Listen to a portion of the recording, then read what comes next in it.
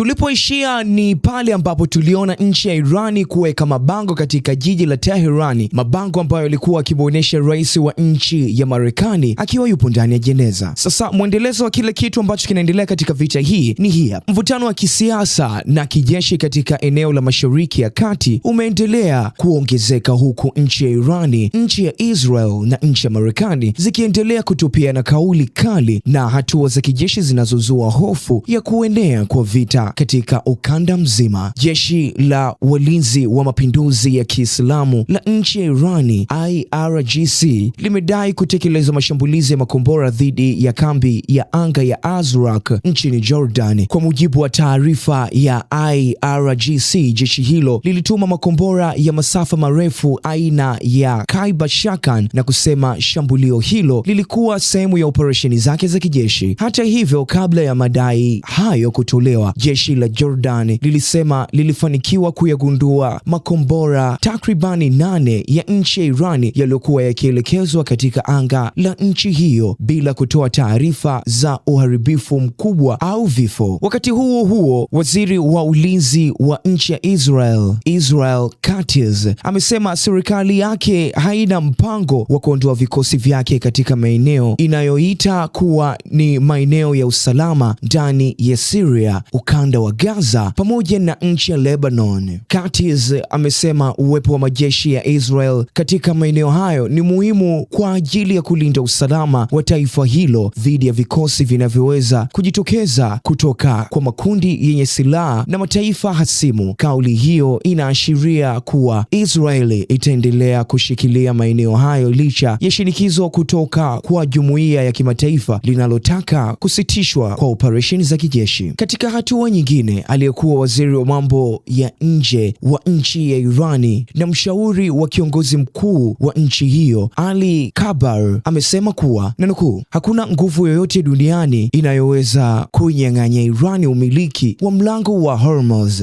mwisho wa kunukuu. Kauli hiyo imekuja wakati nchi ya Marekani ikiendelea na mashambulizi yake dhidi ya mlango wa Irani, ikisema operesheni hizo zinalenga kulinda usafiri wa kimataifa katika mlango wa Hormuz baada ya Irani kudaiwa kushambulia meli za mafuta katika eneo hilo. Mlango wa Hormuz ni mojawapo ya njia muhimu zaidi duniani katika usafirishaji wa mafuta, ambapo sehemu kubwa ya mafuta yanayosafirishwa katika njia za bahari kupitia katika eneo hilo. Mvutano wowote unaweza kuathiri uchumi wa dunia kupitia kupanda kwa mafuta. Wakati huo huo, msemaji wa jeshi la Irani Mohammad Akra Minia amesema Irani haina nia ya kuingia vitani na nchi jirani wala mataifa mengine ya Kiislamu. Amesema Irani imekuwa ikisisitiza ushirikiano na kuimarisha uhusiano wa kindugu na mataifa ya eneo hilo. Hata hivyo, ameonya ikiwa Marekani itaendelea kufanya mashambulizi dhidi ya Irani, operesheni za kijeshi zinaweza kuenea katika maeneo mapya ya Mashariki ya Kati. Kauli hiyo imekuja licha ya maafisa wengine wa jeshi la Irani kutoa matamshi makali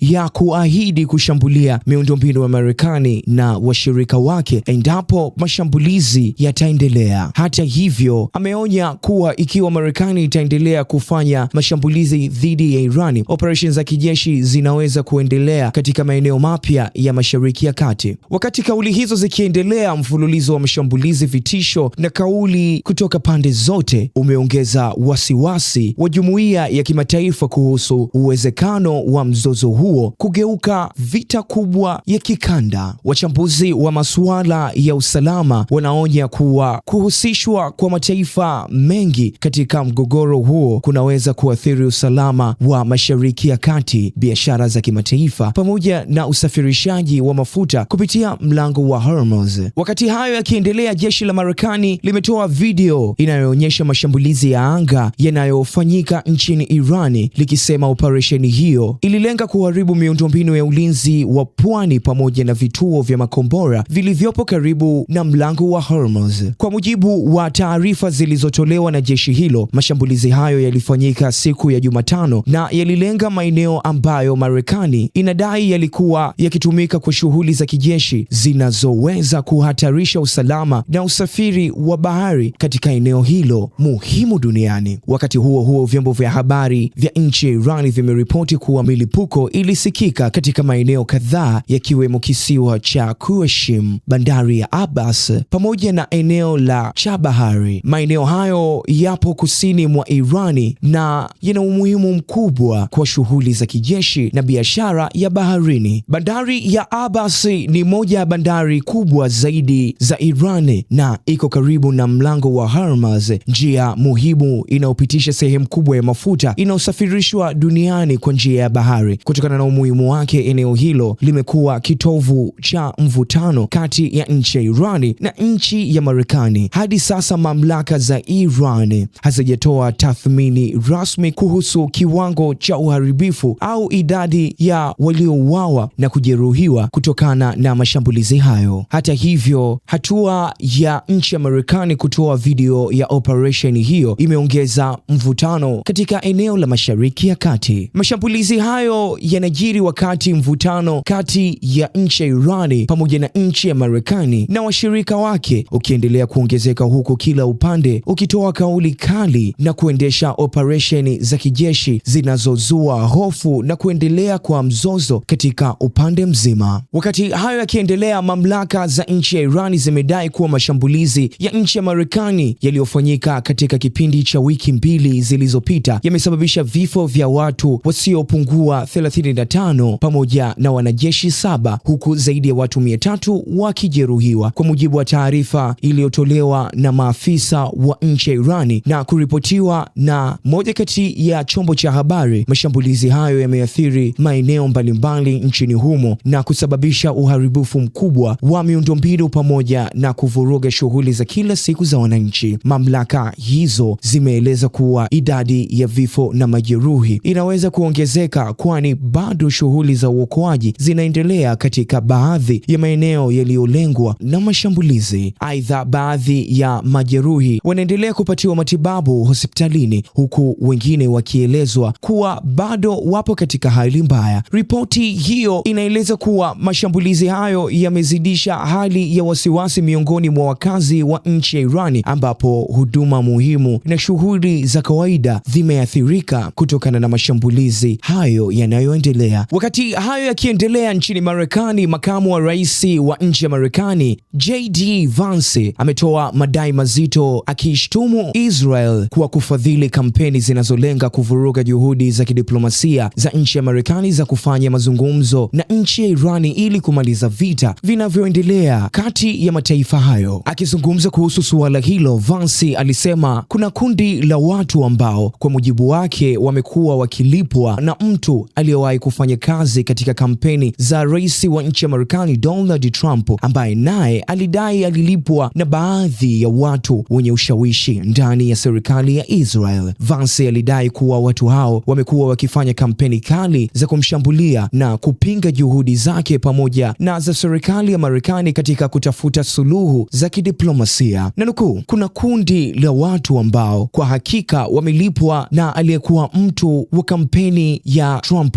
ambaye naye alilipwa na baadhi ya watu ndani ya serikali ya Israel. Watu hao wamekuwa wakinishambulia vikali, mwisho kunukuu, alisema JD Vance. Kwa mujibu wa chombo kimoja cha habari, JD Vance anaamini kuwa kampeni hizo zina lengo la kuhujumu mazungumzo kati ya nchi ya Marekani na nchi ya Irani ambayo yanalenga kumaliza mzozo wa kijeshi na kupunguza mvutano katika eneo la Mashariki ya Kati. Ingawa hadi wakati taarifa hii inatolewa hakukuwa na majibu ya haraka kutoka kwa maafisa wa nchi ya Israel kuhusu madai hayo yaliyotolewa na makamu wa nchi ya Marekani JD Vance. Wakati makamu wa rais wa nchi ya Marekani JD Vance akizungumza pia kuhusu hayo, pia makamu wa rais wa nchi ya Marekani JD Vance amefanya mahojiano ya kina yaliyodumu kwa takribani saa 3 kwenye kipindi kimoja maarufu, ambapo alijibu maswali kuhusu baadhi ya maamuzi yenye utata ya utawala wa Rais Donald Trump pamoja na masuala mengine yanayohusu siasa za Marekani na sera za kimataifa. Katika mahojiano hayo yaliyofanyika na mtangazaji na mwanamitindo maarufu Joe Rogan, Vance alihojiwa kuhusu masuala mbalimbali yaliyokuwa yakizua mjadala mkubwa nchini Marekani, ikiwemo sera za uhamiaji, usalama wa taifa, vita vinavyoendelea Mashariki ya Kati, pamoja na msimamo wa utawala wa Trump kuhusu kuhusu uhusiano wake na mataifa mengine. JD Vance alitetea baadhi ya maamuzi ya utawala huo akisema yalifanywa kwa lengo la kulinda maslahi ya Marekani na kuimarisha usalama wa taifa. Pia alijibu ukosoaji unaoelekezwa kwa serikali kuhusu sera zake za ndani na nje, akisisitiza kuwa baadhi ya maamuzi yalionekana kuwa na utata yalikuwa muhimu kutokana na mazingira ya kisiasa na kiusalama yaliyokuwepo. Mahojiano hayo pia yaligusa mvutano unaoendelea kati ya nchi ya Marekani na nchi ya Irani na nchi ya Israel, huku Vance akieleza mtazamo wa serikali kuhusu juhudi za kidiplomasia na changamoto zinazokabili mazungumzo ya kumaliza mzozo huo. Tukirudi nchini Marekani, waziri wa mambo ya nje wa nchi ya Irani Abbas Araghchi ameishutumu nchi ya Marekani kwa kile alichokiita uhalifu wa kivita, akidai kuwa mashambulizi yaliyofanywa na nchi ya Marekani dhidi ya miundombinu muhimu ya nchi ya Irani yanakiuka sheria za kimataifa pamoja na mkataba wa Umoja wa Mataifa, yani UN Chapter. Katika taarifa yake, waziri Abbas alisema mashambulizi hayo yalilenga miundombinu muhimu ya kiraia na yamesababisha madhara makubwa kwa wananchi pamoja na huduma muhimu nchini humo. Alisisitiza kuwa hatua hizo ni kinyume cha sheria za kimataifa zinazolinda raia na miundombinu isiyohusika moja kwa moja katika mapigano. Waziri huyo alionya kuwa watu wote waliohusika kupanga au kutekeleza mashambulizi hayo hawataweza kukwepa uwajibikaji wa kisheria, akisema Irani itaendelea kutumia njia za kidiplomasia na za kisheria kutafuta haki katika taasisi za kimataifa. Kauli ya waziri Abbas imekuja wakati mvutano kati ya nchi ya Marekani na nchi ya Irani ukiendelea kuongezeka kufuatia mashambulizi ya hivi karibuni yanayoendelea maeneo mbalimbali nchini Irani. Serikali ya nchi ya Irani imekuwa ikishtumu Washington kwa kuchochea hali ya sintofahamu katika Mashariki ya Kati, huku ikiitaka jumuiya ya kimataifa kuchukua hatua dhidi ya kile kinachodaiwa kuwa ukiukwaji wa sheria. Bado tukisalia nchini Irani, msemaji wa jeshi la nchi ya Irani Ebrahim Zolfaghari amesema hali ya usalama katika mlango wa bahari wa Hormuz imebadilika kabisa baada ya vita vya siku 40 vilivyoikumba kanda hiyo, akidai kuwa hali hiyo haitarejea tena kama ilivyokuwa awali. Akizungumza kupitia vyombo vya habari vya nchi ya Irani, msemaji huyo alishutumu nchi ya Marekani kwa kile alichokidai ni juhudi za kuvuruga usalama katika njia hiyo muhimu ya kimataifa ya usafirishaji wa mafuta na gesi. Na nukuu, Marekani ndiyo inafanya kazi ya kuvuruga usalama katika mlango wa bahari ya Hormuz. Hali katika Hormuz haitawahi kurudi kama ilivyokuwa kabla ya siku 40. Mwisho wa kunukuu. Aidha, msemaji huyo alitoa wito kwa mataifa ya Cuba kutoruhusu maeneo yao kutumiwa na nchi ya Marekani kufanya mashambulizi dhidi ya nchi ya Irani. Alisisitiza kuwa hatua hiyo inaweza kuongeza mvutano na kuhatarisha zaidi usalama wa eneo zima la Mashariki ya Kati. Tukisalia bado nchini Irani, watu wawili wanaripotiwa kuuawa na wengine 4 kujeruhiwa baada ya mashambulizi yaliyodaiwa kufanywa na nchi ya Marekani katika eneo la mkoa wa Hormozgan nchini Iran. Kwa mujibu wa shirika la habari la nchi ya Irani, mashambulizi hayo yalilenga eneo la daraja la Kehverstani pamoja na eneo la makazi katika mji wa bandari ya Abbas, ambao ni miongoni mwa miji muhimu ya pwani ya nchi ya Irani karibu na mlango wa bahari ya Hormuz. Taarifa hizo zinasema kuwa mashambulizi hayo yalisababisha madhara katika miundombinu na maeneo ya kiraia, huku huduma za uokoaji zikifanya kazi kusaidia walioathirika. Katika hatua nyingine, nchi ya Irani imesema kuwa watu wasiopungua 38 wameuawa na zaidi ya watu 400 wamejeruhiwa katika mashambulizi yaliyodaiwa kufanyika na nchi ya Marekani tangu kufikiwa kwa makubaliano ya kusitisha mapigano kati ya Teherani na Washington, kwa mujibu wa taarifa iliyotolewa na nchi ya Irani na kuripotiwa na shirika la habari la AFP. Mashambulizi hayo yalitokea baada ya pande hizo kukutana nchini Uswizi tarehe 22 Juni kwa ajili ya mazungumzo yaliyolenga kumaliza vita kupitia mchakato wa mazungumzo uliopangwa kudumu kwa siku 60. Mamlaka za nchi ya Irani zimedai kuwa licha ya kuwepo kwa juhudi za kidiplomasia na makubaliano ya kusitisha mapigano, mapigano, mashambulizi yaliendelea kufanyika katika maeneo mbalimbali nchini humo na kusababisha vifo pamoja na majeruhi. Pia wakati huo huo, unaambiwa nchi ya Irani imedai kuwa vikosi vyake vimefanya mashambulizi dhidi ya kituo kikubwa cha kijeshi cha nchi ya Marekani, katika kituo kikubwa cha kijeshi cha nchi ya Marekani kilichopo nchini Qatar. Kwa mujibu wa taarifa kutoka Jeshi la Walinzi wa Mapinduzi ya Kiislamu ya nchi ya Irani, yani IRGC, shambulizi hilo lilikuwa sehemu ya wimbi la 15 la mashambulizi yaliyolenga maslahi ya nchi ya Marekani katika eneo la Mashariki ya Kati.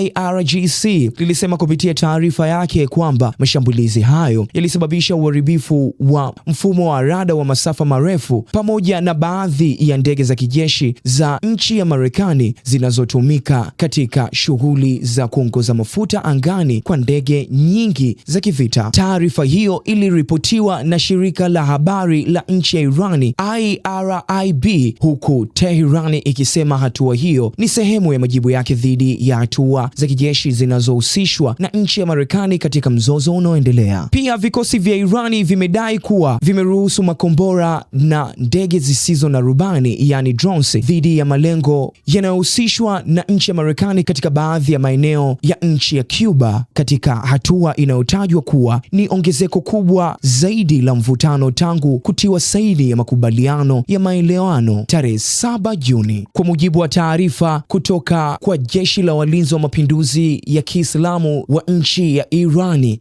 IRGC, mashambulizi hayo yalilenga maeneo mbalimbali katika nchi kadhaa zikiwemo Qatar, Kuwait, Bahrain, Oman, Jordan, Bahrain, Oman, Jordan pamoja na Syria.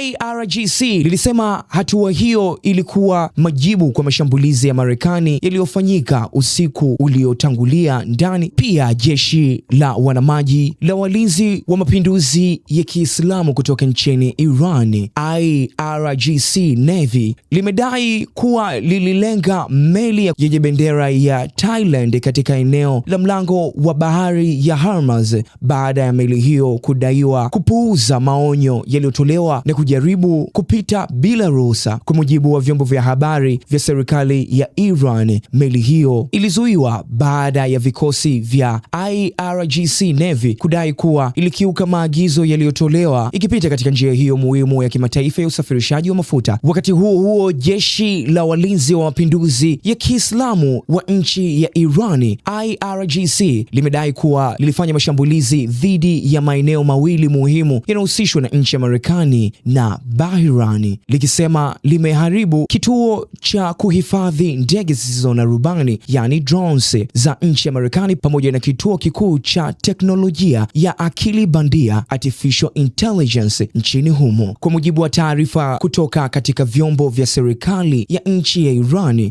IRGC ilisema mashambulizi hayo yalifanyika kwa kutumia makombora ya masafa marefu, ballistic missiles pamoja na drones, ikiwa ni sehemu ya hatua zake za kijeshi dhidi ya malengo yanayohusishwa na nchi ya Marekani katika eneo la Cuba. IRGC ilidai shambulio moja lililenga kituo cha kuhifadhia na kuendesha ndege zisizo na rubani za nchi ya Marekani kilichopo nchini Bahrain, huku shambulio jingine likilenga kituo kikubwa cha akili bandia cha nchi ya Bahrain na kusababisha uharibifu mkubwa. Tukisalia bado nchini Irani, mshauri mkuu wa jeshi la nchi ya Irani, Mohsen Rezaei, amesema kuwa sera ya Irani ya kuendelea kufanya mazungumzo wakati nchi hiyo ikiwa katika hali ya vita imefika mwisho, akionyesha kuwa mashambulizi zaidi kutoka nchi ya Marekani yanaweza kusababisha kuongeza kwa mzozo huo hadi kuwa vita kamili. Rezaei, ambaye ni miongoni mwa viongozi wenye ushawishi katika masuala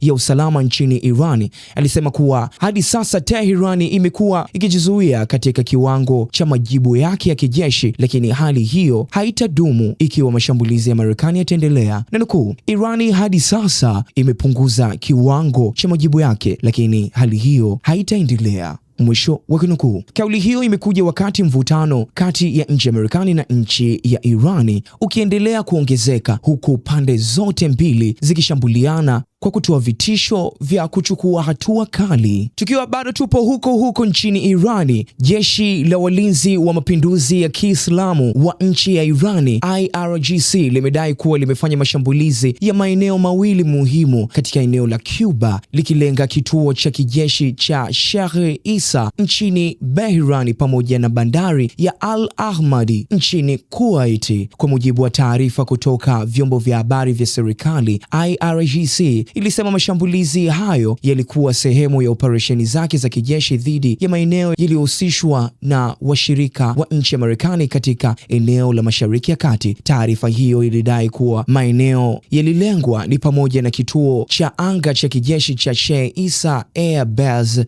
nchini Bahrain na eneo la kimkakati la Al Ahmadi Port nchini Kuwait, ambalo ni miongoni mwa bandari muhimu kwa usafirishaji wa mafuta eneo la Cuba. Hata hivyo, hadi sasa, wakati taarifa hii, Bahrain ni mshirika wa karibu wa nchi ya Marekani na mwenyeji wa shughuli muhimu za kijeshi za nchi ya Marekani katika eneo hilo, huku Kuwait pia ikiwa na ushirikiano mkubwa wa kiusalama na Washington. Madai haya yanafuatia ongezeko la mashambulizi na vitisho kati ya nchi ya Irani na nchi ya Marekani katika kipindi cha hivi karibuni. Kuongezeka kwa mashambulizi katika maeneo haya kunaweza kuongezeka hofu kuhusu usalama na nishati duniani na kuathiri biashara ya kimataifa. Mwisho wa kukupa recap ya kile kitu ambacho kinaendelea kati ya nchi ya Irani na nchi ya Marekani, hivyo ndivyo jinsi ambavyo ilivyo. Asante sana kwa kuendelea kuweza kuchomesha bando lako, subscribe kwa ajili ya kuweza kupata more infos ambazo zinazidi kuweza kuendelea.